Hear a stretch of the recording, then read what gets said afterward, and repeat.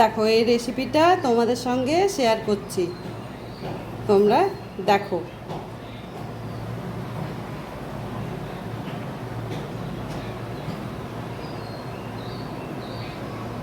দেখো গুড় আম চাপাচ্ছি, আমগুলো পাঁচফোড়ন দিলাম, তেল দিলাম, শুকনো লঙ্কা দিয়ে আমগুলো ফ্রাই করছি। গুড় আম কীরকম করে বানাই দেখো। দেখো হলুদ দেওয়া হচ্ছে,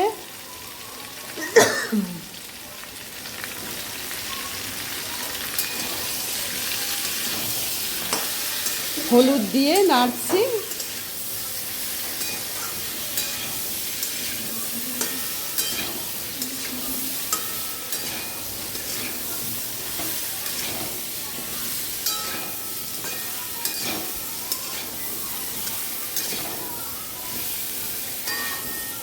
দেখো নুন দেওয়া হচ্ছে,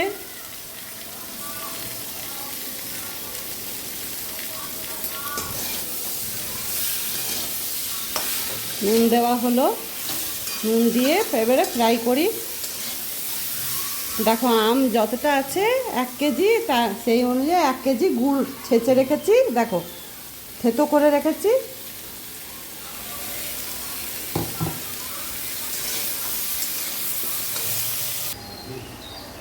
দেখো আমার আম ফ্রাই হয়ে এসছে, ফ্রাই হয়ে গেছে। ঢেলে রাখি, এটা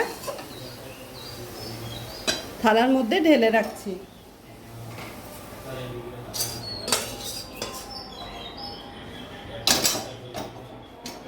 দেখো একটু জল দিচ্ছি,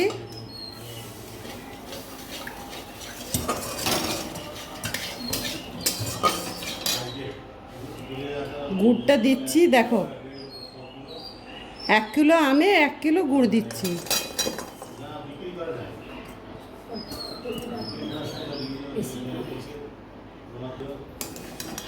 দেখো আম নামিয়ে রাখলাম, থালাতে নামিয়ে রেখেছি। গুড় দিলাম, গুড়টা গলে যাক। দেখো গুড় গলা হচ্ছে, এখন পুরো গলেনি, ডাব ডাব আছে। দেখো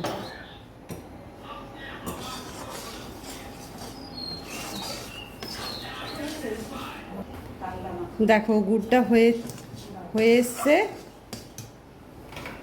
এরপরে আমগুলো দিচ্ছি, দেখো ফ্রাই করে রেখেছি, সেই আমগুলো দিচ্ছি।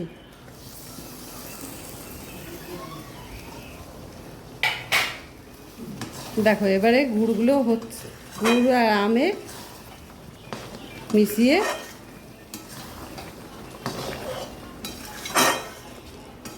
ফ্রাই হচ্ছে।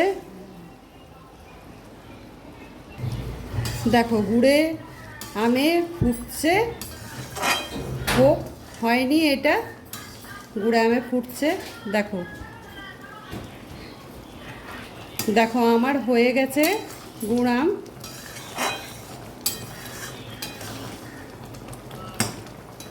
দেখো ভাজা মশলা দেবো, ভাজা মশলা গুঁড়ো করে রেখেছি, মেথি আর শুকনো লঙ্কা, সৌঁফ দিয়ে দেখো দিচ্ছি। তোমরাও এরকম করে বানাবে।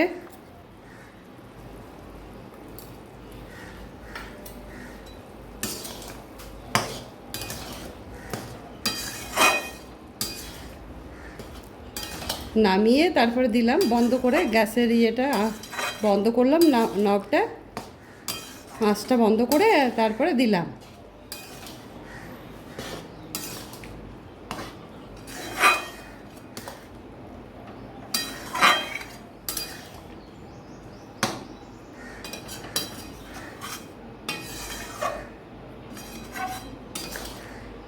দেখো আমার গুড় আম হয়ে গেল।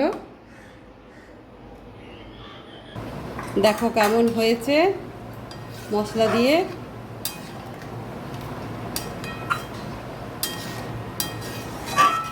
এরকম করে বানাবে। আমি তো নিজের জিনিস ভালো বলবোই, তোমাদের কেমন লাগলো বলবে, জানাবে। দেখো এতে রাখলাম ঢেলে জায়গাতে। আমার গুড় আম আজকের মতন শেষ করছি, রাখছি তাহলে।